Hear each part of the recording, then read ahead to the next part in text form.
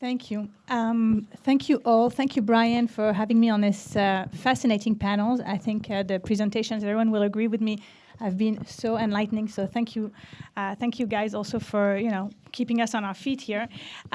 So I want to bring up here 3 main points, today about foreign fighters. After this beautiful layout of the issues by Brian in the beginning, and of course I will be building up on what Dvora said on women and children and families in a minute. But my 3 points are as follows. First of all, I want to focus mostly on the UN perspective on foreign fighters, and I need to make a disclaimer in case you don't remember, I'm not from the UN, I'm from IDC and ICT, so it's kind of like an outsider's perspective on what the UN has done on foreign fighters, and actually it's a pretty positive assessment of what the UN has done that I want to bring before you today. So the UN, my first point is that the UN has kept this issue on the forefront of its efforts in the fight against terrorism rather successfully. The second point I want to bring up is that I want to focus on one aspect of these UN efforts, which relates to what we've been talking about a lot, and Magnus mentioned this as well, and Brian as well, women and children. So I'll flag this one aspect of what the UN legal framework governing foreign fighters has been, and particularly this concept of the family of returnees and what that might mean, okay? And the third point, and here I'm also kind of echoing Magnus a little bit, I'm surprised because the UN's effort, even though they were rather successful, in my assessment at least, have attracted little attention from the academic community, and I would also argue some of the think tanks. And I found this surprising. Just like you said, the EU has been very active on this. Why isn't the international community doing more? Why is it that they are, I think, blindsided, you used the word. So I wonder also about this in the context of a UN effort, and so that will be my last call for action, my third point. So starting with my first point, the UN has really led the efforts towards the regulation of foreign fighters, and it began with the attempt at limiting the travel of foreign fighters to the theater of operations, and it's kind of like closing the cycle now as we get to the end of this war, trying to address the aftermath of the foreign fighters phenomenon by dealing with their return itself. So it's interesting because as we listened to ASG Michelle Conins earlier as part of this conference, she really noted that the foreign fighters remain a core aspect of what the UN is doing on counterterrorism and for years to come. So there's really an understanding within the United Nations that this is a crucial issue. And so to the question of the travel succeeded the imperative of dealing with the reintegration or repatriation potentially, or maybe the trial of these foreign fighters. So who at the UN is leading this effort? It's mostly seated, the Counter-Terrorism Executive Directorate at the UN, which is part of the Counter-Terrorism Committee under the Security Council, which was created in the wake of 9/11, for those of you who don't know, and that must be almost no one here. So what's interesting is that it is seated that led these efforts, shaping as the years went by, this legal regime governing foreign fighters, and this began mostly with the adoption of, the work of CTED leading to the adoption of Security Council Resolution 2178 in 2014. And without going back on this truly groundbreaking resolution, which wasn't without flaws, but it was really a very courageous attempt by the Security Council and CTED at flagging this issue for states, at curbing the flow at foreign fighters, and limiting these numbers that we've been talking about. Okay, we don't have perfect numbers, but at least there was an attempt at limiting these numbers, and we're talking about hundreds, but maybe not about thousands and thousands. So there was really this need to raise awareness among the states and to try to help them build the capacity, give them some tools to deal with it. So, and I know personally that after that resolution was adopted, of course, it's nice to adopt a resolution, but then I think what a remarkable things that CTED did was that it helped, with the help of some universities like Syracuse University, CTED really worked on finding or giving guidance to state as to how they are supposed to implement Resolution 2178 on the travel of the foreign fighters. So, leaving that aside, because this is 2014, but then what happened since then? And I think that what happened since then is less known. So in 2015, there was the adoption of a document called the Madrid Principles on Foreign Terrorist Fighters. And I'm not sure that everyone is familiar with this document.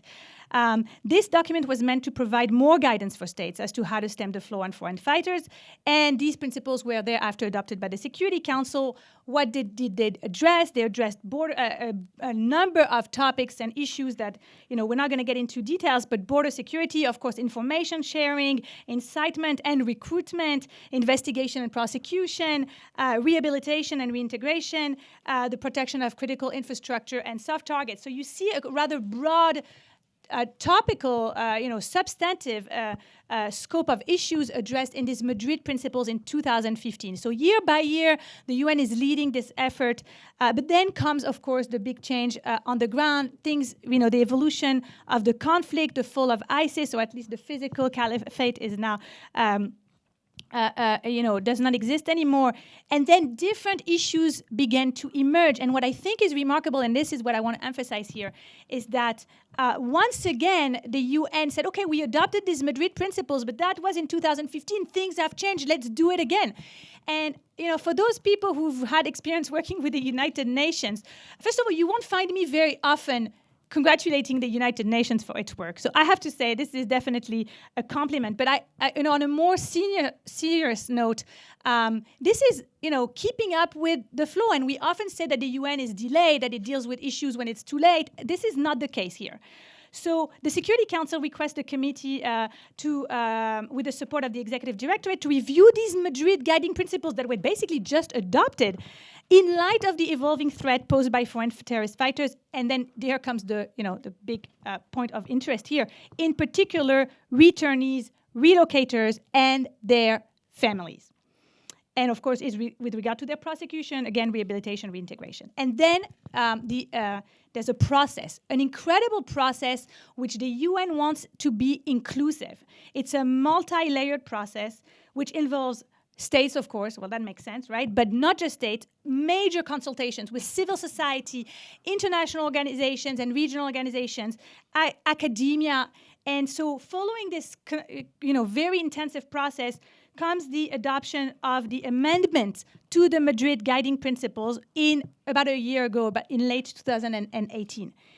And so this is an attempt at adapting to change and to the new issues, which I think, listening to Dvoa, I thought maybe that should have been included in the first installment. But nevertheless, at least there was some adoption. So the process is meant to increase, of course, the legitimacy of this amendment to the Madrid Principles. Of course, it's a non-binding document. I think it's important to say that, especially for international lawyer. But I think here, of course, without, nothing is perfect. And I personally think that the Madrid Principle and the addendum are too long. But again, there's an attempt at doing things quickly and getting change to exchange their views in a neutral environment under the auspices of the UN. And I think that's a positive thing. Obviously, it helps states that hadn't even recognized or acknowledged this issue to do so. It kind of put them on alert. And it helped states that were worried to kind of create a framework on which they could base further discussions. So that's really the first main point I wanted to make. And then I want to flag within those principles. I can't address everything they do because they do a lot, maybe too much. But at the same time, I do want to talk about one issue, which is how one aspect of this evolving work, what has changed between 2015 and 2018, looking at this through the prism of the United Nations.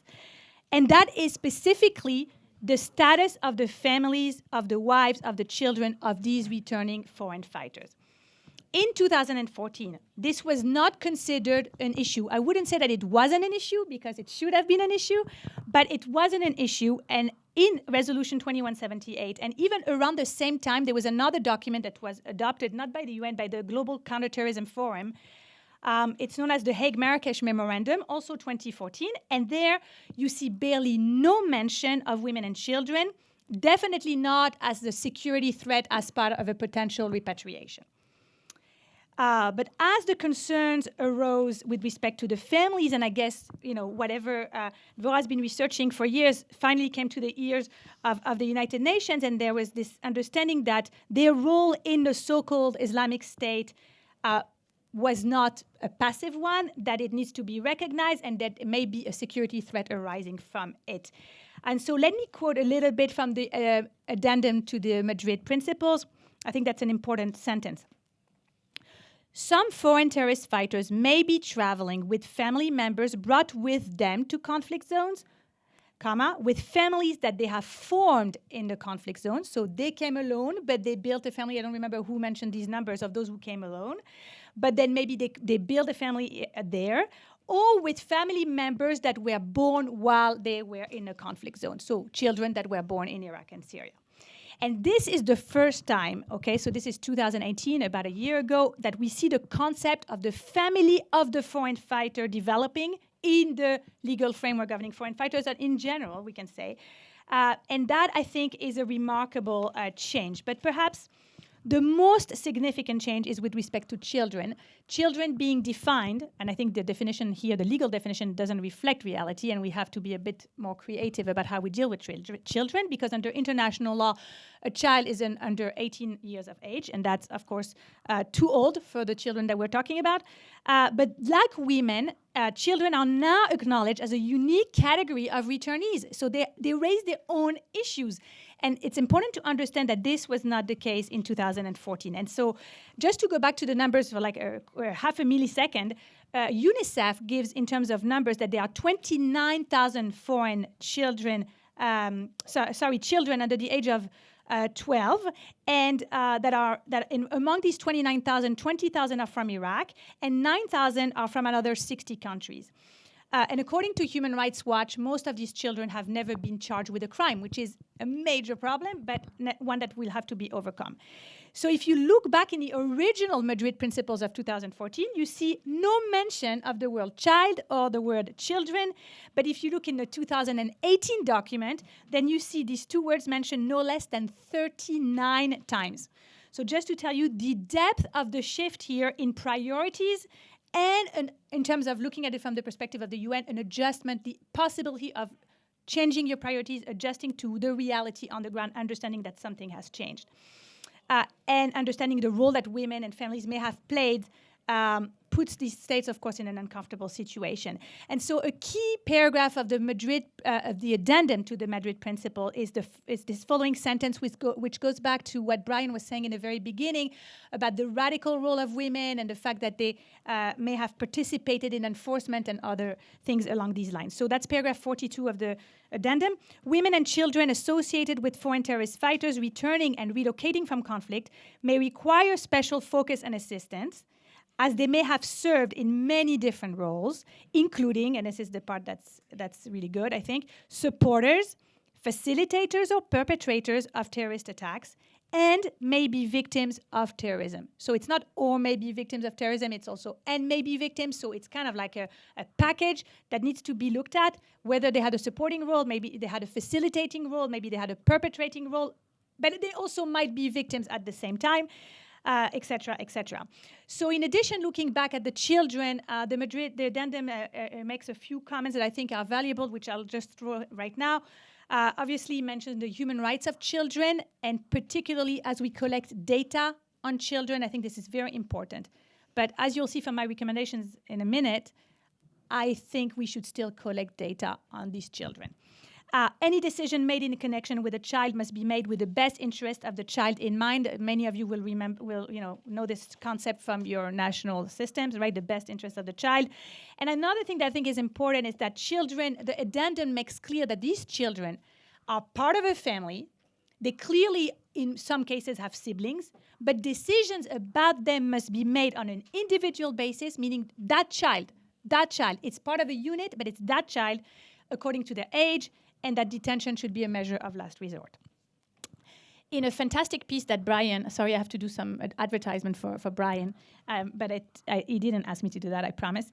Brian Jenkins published one of the best pieces, in case you haven't seen it yet, in the CTC Sentinel on foreign fighters, and the various options basically that he laid out for us in the beginning are in that piece. And in that piece, he says that children are probably the greatest challenge of all. and I think that's true, and he considers, he's very courageous, Brian, and he says, look, in certain cases, you might have a mother who's unrepentant, so she still is displaying signs that she's affiliated and believes or ideologically inclined to follow ISIS. And then what do we do if there's a child, and the child has been analyzed and, maybe interrogated or whatever, but that child is considered to be innocent?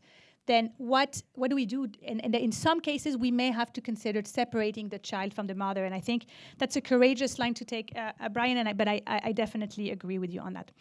So I'll finish with my third point, which is the following. First of all, it's a question.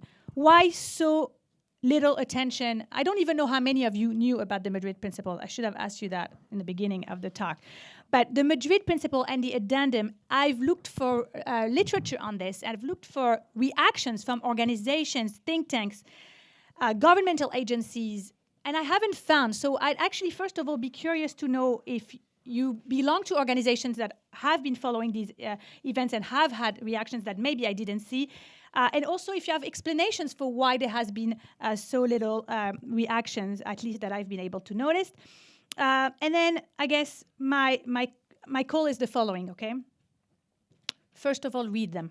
Read the Madrid Principle and read the amendment if you haven't done that. Get your organization to do that. They have really a lot in there, and they've really proved to be a good piece of not regulation, but definitely soft regulation.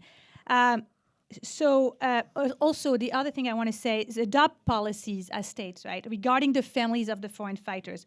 Don't leave this to chance, and don't drag your feet. Like, make decisions now. And I think that's kind of like what Magnus was saying as well. You have enough in order to help you, guide you in this process. So just do it. But where I disagree with Magnus in a way is that I think that, I think you do need to, the states need to repatriate whoever they can. And of course, who is, that's a different story, but only under one condition. On actually two conditions. The first condition is robust rehabilitation programs, and we will have a session on this next year. I can put my word for that. But robust, meaning, first of all, share with us what you're doing so that we can, other states can learn. And second of all, make sure it's good, it's well done. But then the second condition, and I think it's even more important, monitor all family members, regardless of their age, okay? Make sure you, again, share the information with the help, for example, of the bilateral and multilateral processes that are envisaged in the Madrid Principle and their addendum.